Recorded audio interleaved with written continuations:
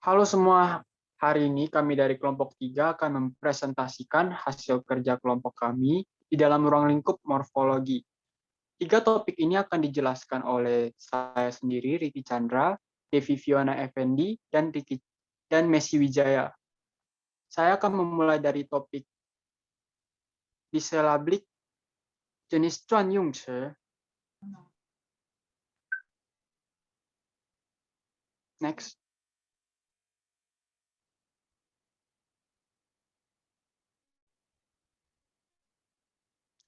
Contoh dari diselablik jenis Chuan Yung Che yang pertama adalah Kanlan, yang kedua adalah Pasi, yang ketiga adalah Loma, yang keempat adalah Shanghai, yang kelima adalah Maike, yang keenam adalah Helan, yang ketujuh adalah Luosa, yang kedelapan adalah Wanlong,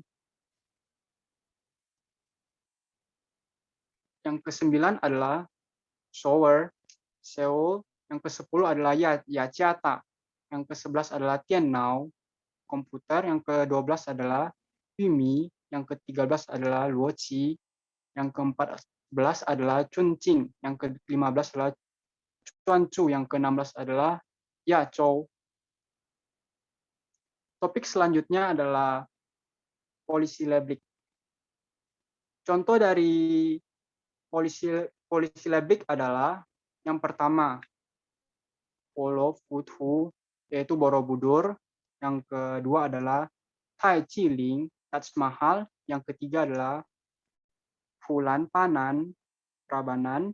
Yang keempat adalah Samositao, Danau Samosir, Chao-Keli, Pailan Ti. Yang ketujuh adalah Hai Luo In, yang kedelapan adalah Iti Wei.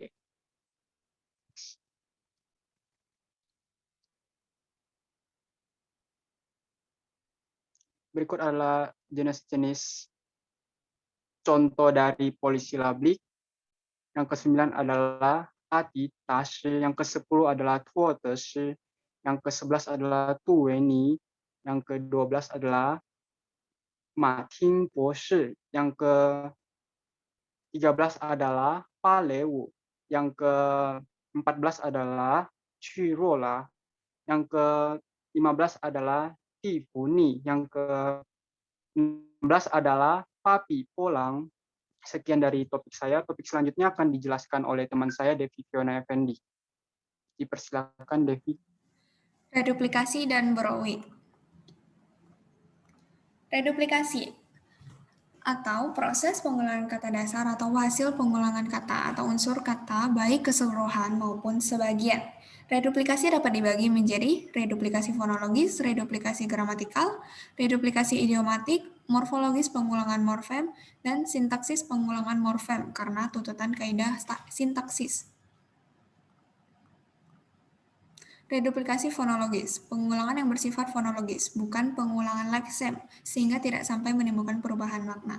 Contoh kata, kuku, cincin, gigi, sisi, teka-teki, foya-foya, dada, pipi, kupu-kupu, laba-laba. Alap-alap jenis burung yang bentuknya mirip dengan burung elang. Kunang-kunang, serangga kelap-kelip, 12 paru-paru, organ tubuh yang terdapat dalam rongga dada, kura-kura, binatang melata berkaki 4 bersangkang keras, onde-onde, makanan tradisional yang bulat berbalut biji wijen dan dalamnya berisi kacang hijau atau yang lainnya. Tubi-tubi, berulang-ulang, lama-lama lambat. Reduplikasi gramatikal, pengulangan fungsional dari bentuk dasar yang meliputi reduplikasi morfologis dan sintaksis. Contoh kata, mobil-mobilan, berhari-hari, minum-minum, rumus-rumus, bunga-bunga, anak-anak, kapan-kapan, sayur-mayur. Sama-sama, artinya ucapan untuk membalas kata terima kasih, tawar-menawar, saling meminta pengurangan harga. Tarik-menarik, saling menghala, sering-sering, seringkali. Berjalan-jalan, rumah-rumahan, makan-makan, api-api. Reduplikasi idiomatik, pengulangan kata dasar yang menghasilkan kata baru. Contoh kata, hati-hati, mata-mata, tiba-tiba, ubun-ubun, abu-abu, aba-aba, berjiwa besar, artinya sabar. Bermuka masam artinya cemberut, berbulu domba artinya lawan yang menyamar atau berpura-pura sebagai teman. Gaji buta artinya menerima gaji tanpa sedikit pun bekerja. Buah bibir artinya bahan pembicaraan orang. Buah tangan atau artinya oleh-oleh. Naik daun atau artinya selalu mendapatkan untung atau mendapatkan nasib baik. Sebatang kara artinya tidak mempunyai sanak saudara atau sendirian. Kambing hitam orang yang dipersalahkan. Murah hati artinya baik hati. Reduplikasi morfologi, pengulangan leksem yang dapat menimbulkan perubahan status kata dan perubahan gramatikal. Contoh kata, buku-buku, warna-warni, bunga-bungaan, lika-liku, gerak-gerik, coret-coret, hiruk-pikuk, mondar-mandir. Beres-beres, langit-langit, cantik-cantik, kunang-kunang, kelap-kelip, bolak-balik, lauk pauk, ramah tamah.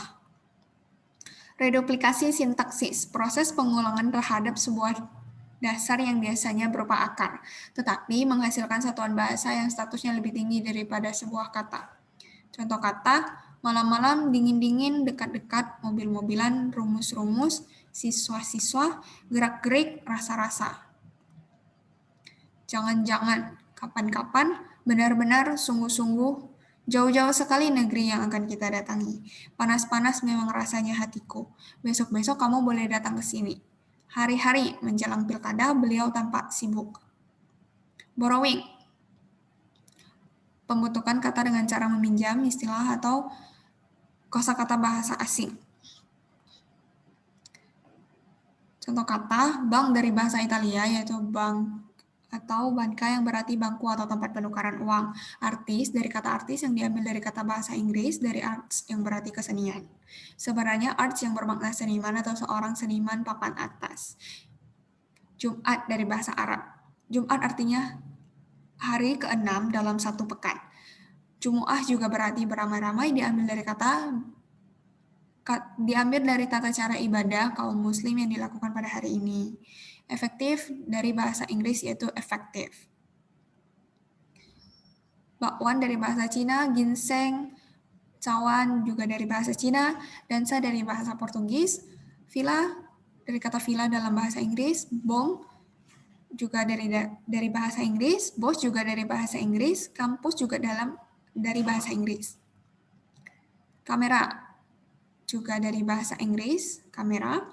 Import juga dari bahasa Inggris, import yang artinya komoditas artikel atau layanan yang dibawa dari luar negeri. Transaksi juga dari bahasa Inggris, transaction. Sofa dari bahasa Arab, sofa yang berarti kursi. Sekian dari saya, topik selanjutnya akan dibawakan oleh teman saya, Messi Wijaya. Selanjutnya, saya akan menjelaskan tentang akronim, singkatan, dan coinage.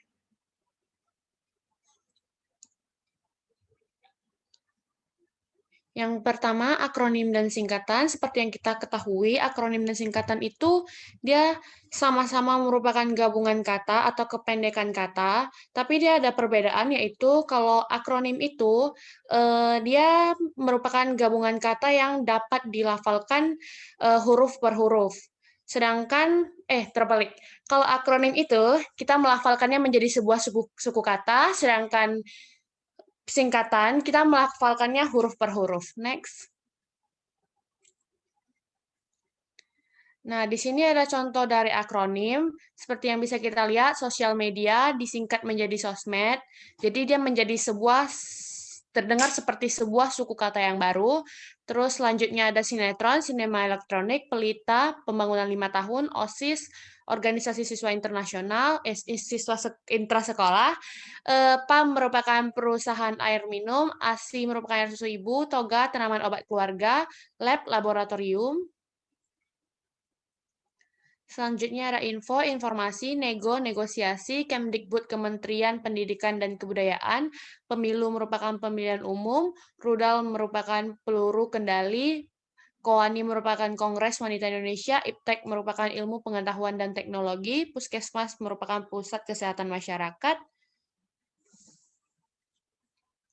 Selanjutnya, ini merupakan contoh singkatan seperti yang kita lihat, itu kita perlu dalam pelafalannya kita menyebutkan hurufnya satu per satu. Contohnya seperti PGRI, Persatuan Guru Republik Indonesia, FBI merupakan Federal Bureau of Investigation, PBB merupakan Perserikatan Bangsa-Bangsa, PT Perseroan Terbatas, KTP Kartu Tanda Penduduk, NKRI Negara Kesatuan Republik Indonesia, UI Universitas Indonesia, WHO World Health Organization, HUT Hari Ulang Tahun, KUHP Kitab Undang-Undang Hukum Pidana, SMK Sekolah Menengah Kejurusan, TNI Tentara Nasional Indonesia, JKN Jaminan Kesehatan Indonesia, RIP Rest in Peace, PSSI Persatuan Sepak Bola Seluruh Indonesia, UK United Kingdom. Selanjutnya, coinage, proses pembentukan kata yang berasal dari nama produk atau merek. Coinage sangat umum dalam kasus-kasus di mana industri memerlukan nama baru dan menarik untuk produk mereka. Jadi coinage ini bisa seperti yang kita lihat dalam kita menyebutkan sebuah objek atau barang, kita tuh menyebutkan nama mereknya yang terkenal dan udah menjadi kebiasaan masyarakat untuk menyebutkan nama merek tersebut. Padahal sebenarnya nama produknya itu belum tentu merek itu. Bisa dilihat contohnya di slide selanjutnya. Yang pertama ada to hoverize, yang kedua distagraph, yang ketiga seperti ini contohnya. Aqua, kita memiliki kebiasaan menyebut aqua, air mineral itu dengan kata aqua, padahal air mineral bisa aja dengan merek Le Mineral, Sanford, nah seperti itu. Selanjutnya ada contohnya Honda, mewakili produk motor, Infocus mewakili produk LCD proyektor, Canon mewakili produk kamera, Pepsodent mewakili produk pasta gigi, Sanyo mewakili produk pompa air. Selanjutnya ada Rinso mewakili produk deterjen, Indomie mewakili produk mie instan, Softtek mewakili produk pembalut wanita, Kleenex mewakili produk tisu wajah, Vaseline untuk body cream, Makeover untuk produk kosmetik wanita, Jeko untuk donat, KFC untuk ayam goreng tepung.